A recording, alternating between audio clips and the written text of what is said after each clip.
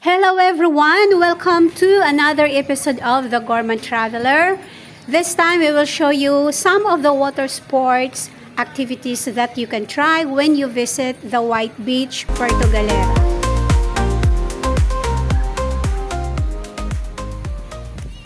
But before that, here we are taking our early morning dip while still the beach area is peaceful and quiet and relaxing.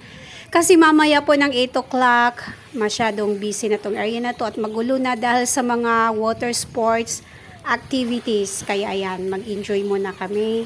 And ito na ang itsura after 7:30 a.m. So ayan, may mga jet ski na. Meron ng mga magsidatingan ng mga banana boat, flying something. Picture sa jet ski. Tingnan mo siya. Ganyan. Ganyang mga pose.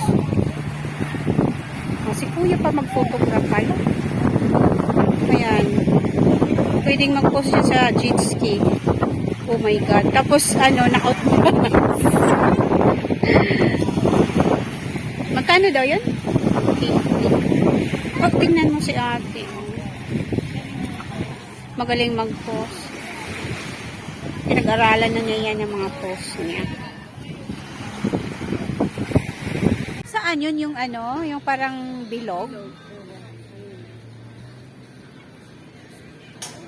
So, para tayo nakasakay na ng roller coaster. Ayoko. Baka ako magsuka. Ay, so magsuka ako yan. Ayun. Yun doon. Yung parang nakalipad.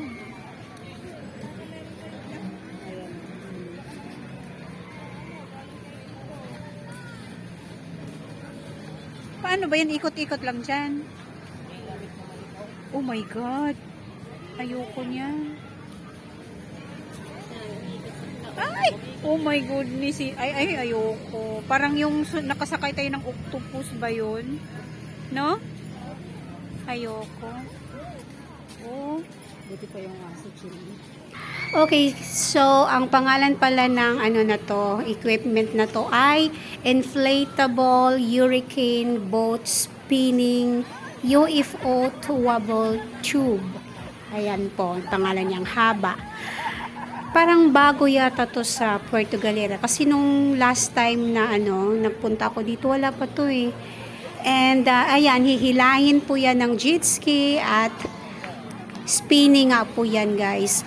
Paikot-ikot yung motion, yung direction, at kung hiluhin ka, parang hindi yata to ang sports para sa'yo. Pero para sa mga adventurous, yung mga gusto ng extreme sports, extreme water sports activities, parang ito yung para sa kanila. Kasi ayan, tingnan nyo, paikot-ikot kayo, hihilahin ng jet ski, para kayong iswas-iwas dyan sa dagat.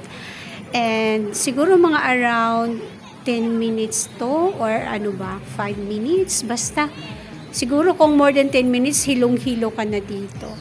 Ayan po. Yung mga nakasakay dyan, nag-enjoy sila kasi sigaw sila ng sigaw.